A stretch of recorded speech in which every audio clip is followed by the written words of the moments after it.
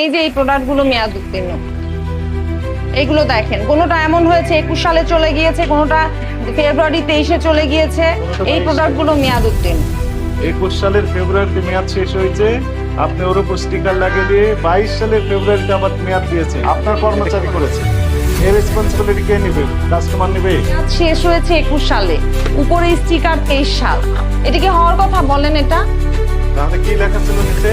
নিচের দিকে 21 সাল, এই যে এখন ঘড়িতে দেওয়া 21 সাল, উপরে আবার 23, উপরে স্টিকারে 2 বছর বাড়ি দিয়েছেন আপনারা নিজেরাই।